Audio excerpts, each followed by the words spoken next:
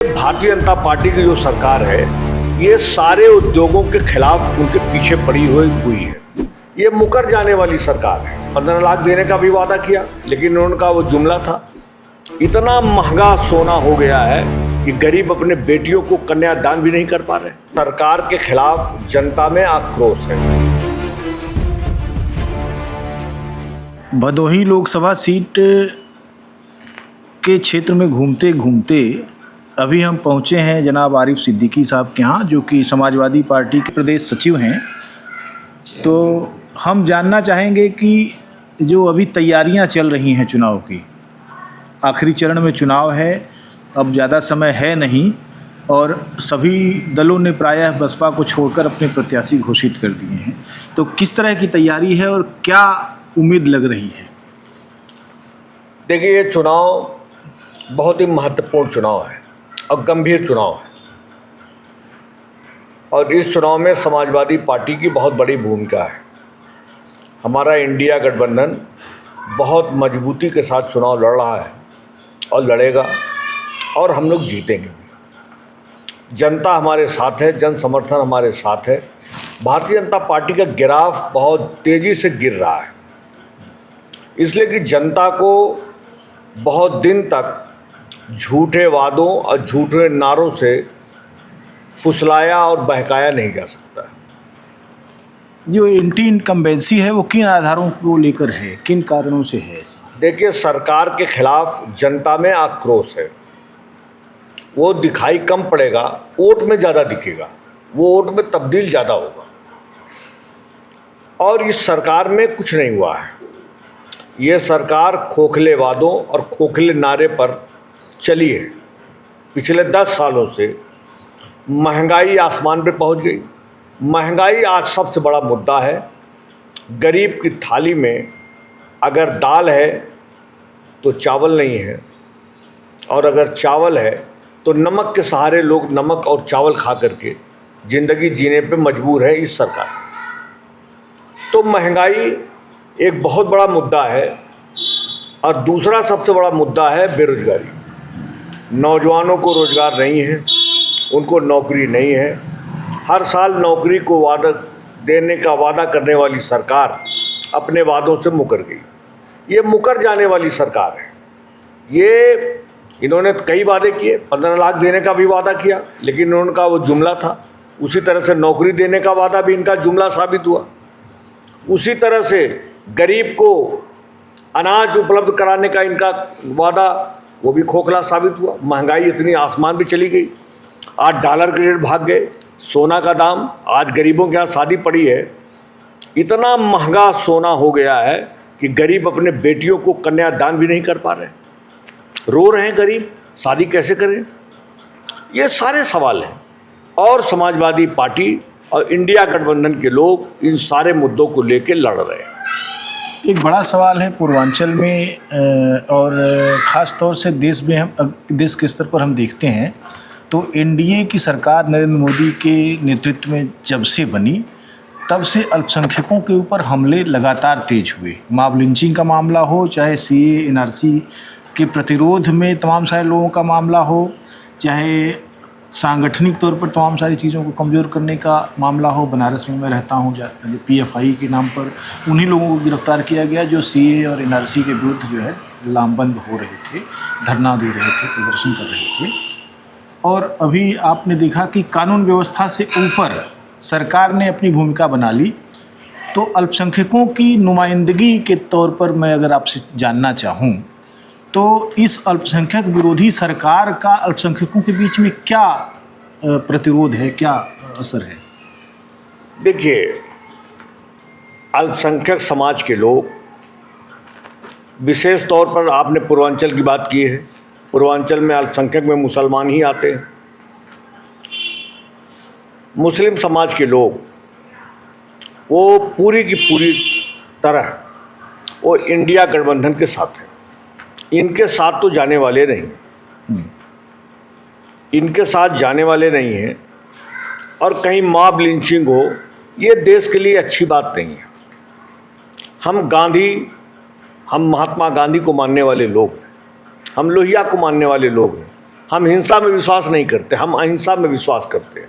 हम मोहब्बत की बात करते हैं, लोगों से प्यार और मोहब्बत और भाईचारे के साथ हमारा रिश्ता हिंदू और मुसलमान का, बड़े भाई और छोटे भाई का। हिंदू हमारा बड़ा भाई है, हम उनके छोटे भाई। अगर हम बड़े भाई का आदर करेंगे तो बड़ा भाई निश्चित रूप से हमको सम्मान भी देंगे और अपने साथ लेकर के चलेंगे। जो हिंदुस्तान की 80% से ज़्यादा आबादी वो अपने इस रिश्ते को आज भी निभा रही है, कल भी निभा रही थी और आगे भी निभाएगी। लेकिन एक चीज़ ये देखने में आया है, लगातार देखने में आया है कि हिंदुत्व के नाम पर जिनके दिमागों को पॉलिश इन्होंने किया, जिनके दिमागों को इन्होंने भरा, ब्रेन वॉश किया, उनका सबसे बड़ा एजेंडा मुस्लिम विरोध हो गया। मैं समझता हूँ कि पूर्वांचल में कारोबारी तरीके से और जो एक आवासीय तरीके से और तमाम तरीक़ों से हिंदू मुसलमानों की जो पूरी आबादी है एक दूसरे के साथ घुली मिली रही है, उसमें इन्होंने फ़र्क पैदा करने की कोशिश की। आपको क्या लगता है कि ये जो आप बात कह रहे हैं उस माने उस असर को बहुत ज़्यादा फैला सकेंगे? देखिए, ये भारतीय जनता पार्टी की जो सरकार है ये सारे उद्योगों के खिलाफ उनके पीछे पड़ी हुई है, जिसमें छोटे उद्योगपति लगाने वाले लोग हैं उनको ये सरकार परेशान कर रही है। बड़े उद्योगपतियों को ये सरकार और बड़ा बना रही है और छोटे जो उद्योगपति हैं उनको समाप्त कर रही है जी। इन्होंने जीएसटी लाया तो किसके खिलाफ लाया? उसमें क्या मुसलमान हैं? मुसलमानों की तादाद उद्योग में, कारोबार में 10% होगी। भदोही में कालीन उद्योग है, इसमें मुसलमान कितने उद्योग का काम करने वाले हैं? उनकी तादाद 10, 20, 25% होगी, 50% होगी। तो इसके बाद भी 50% लोग हमारे हिंदू भाई हैं ना। तो जीएसटी आपने लगाया, उनको भी लगाया। आपने कालीन उद्योग पर सब्सिडी ख़त्म किया तो उनका भी ख़त्म हुआ। आपने मुसलमानों को केवल ख़त्म अगर किया उस उद्देश्य और मकसद के तहत, तो आपने हिंदुओं भाइयों को भी तो नुकसान पहुंचाया, उनकी भी तो क्षति पहुंचाई। आज कालीन उद्योग तबाही की कगार में पहुंच गया। कारपेट एक्सपो मार्ट बना है यहाँ पर कारपेट सिटी में, उसमें मेला लगता है। जितने वहाँ स्टॉल लगाने वाले लोग हैं सबसे लंबा पैसा दोहन किया जाता है, उनसे शुल्क लिया जाता है लाखों रुपए। तो वहाँ गरीब, वो कारपेट एक्सपो मार्ट में गरीबों की स्टॉल नहीं लगा पा रहे हैं, जो गरीब लोग हैं, निर्यातक हैं। भाई हर तरीके के निर्यात करने वाले लोग हैं ना जी। कोई 10 लाख का साल भर में निर्यात करने वाला कालीन निर्यातक है, कोई 10 करोड़ का भी है, कोई 100 करोड़ का भी है जी। लेकिन 100 करोड़ और 10 करोड़ और 1 करोड़ वाले को आप एक ही श्रेणी में खड़ा कर देंगे और सबसे स्टॉल लगाने के नाम पर पैसा लेंगे, तो इससे तो भला होने वाला नहीं है। इन्होंने कालीन उद्योग पर सब्सिडी ख़त्म किया, लाइसेंस शुल्क ख़त्म किया, बहुत मामूली कर दिया, तो उससे उद्योग ये तबाह हो रहा है। तो क्या इसमें केवल मुसलमान हैं? उद्योग में, कालीन उद्योग में काम करने वाले सभी वर्ग के लोग हैं और विशेष तौर पर पिछड़ी जात के तो 90% आबादी पिछड़े वर्ग की है। को आप हिंदू मुसलमान के आधार पर बांट थोड़ी सकते हैं। यहाँ का जो कालीन उद्योग का ताना बाना है वो दोनों भाई एक साथ चलते हैं। अच्छा, ये बताइए कि अब जब कारोबारी स्तर पर भाजपा सरकार की नीतियों से एक पूरा पहचान वाला, बड़ी पहचान रखने वाला एक उद्योग खतरे में पड़ गया है, तो इसको खतरे से उबारने के लिए क्या हिंदू मुसलमान में एकता हो सकती है कारोबारियों? नहीं, देखिए, हिंदू जो अच्छे लोग हैं, जो अच्छे, चाहे वो हिंदू भाई हो चाहे अच्छे मुसलमान भाई हो, वो दोनों कल भी एक थे, आज भी एक हैं, आगे भी एक रहेंगे। एक दूसरे को इज्जत देना ये हिंदुस्तान की सभ्यता और संस्कृति का एक अंग है। हमारे पूर्वजों ने हमें अपने बड़ों का सम्मान करना सिखाया है, वो चाहे किसी भी वर्ग, किसी भी जात, किसी भी धर्म को मानने वाले लोग। धर्म के आधार पर मोहब्बत की रेखाएं थोड़ी खींची जा सकती। हम अपने बड़े का अदब नहीं करेंगे, उसको भैया नहीं कहेंगे, अगर वो हमारे चचा लग रहे हैं चचा नहीं कहेंगे, तो लोग ये कहेंगे ये अच्छे परिवार के लोग नहीं हैं, ये अपने बड़ों को आदर नहीं करते। तो आदर करना हमारे परिवार ने सिखाया है, हमारे माता पिता ने सिखाया है। तो हम ये हिंदू और मुसलमान के भेद करके हम थोड़ी चल सकते हैं। अच्छा, आखिरी सवाल मेरा ये है कि जो पिछले चुनाव थे उनमें भी आप लोगों ने डिमांड रखी होगी, उससे पहले भी रखी होगी, क्योंकि डिक्लाइन तो लगातार आता जा रहा है और बहुत लंबे साल से चल रहा है। भूमंडलीकरण की शुरुआत हुई और इधर जो है उद्योग धंधे धीरे धीरे ख़त्म होना शुरू हुए। जो लोग जो जनप्रतिनिधि हैं, उनसे आप क्या उम्मीद रखते रहे हैं और क्या रखेंगे? देखिए, जो जनप्रतिनिधि हैं वो समाज सेवा के नाम पर उनको वोट मिलता है। उनको गरीबों का, किसानों का, मजदूरों का हित करना चाहिए और नौजवान जो बेरोजगार हैं उनको नौकरी दिलाने के लिए संघर्ष करना चाहिए।